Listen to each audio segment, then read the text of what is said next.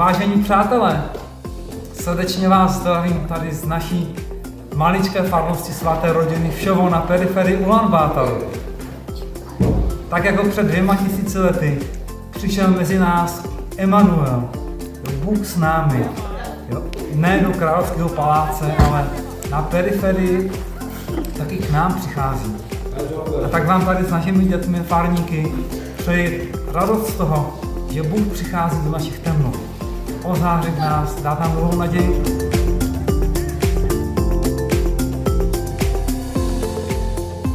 A tak vám přeji požehnané Vánoce a šťastný nový rok. Merry Christmas and Happy New Year!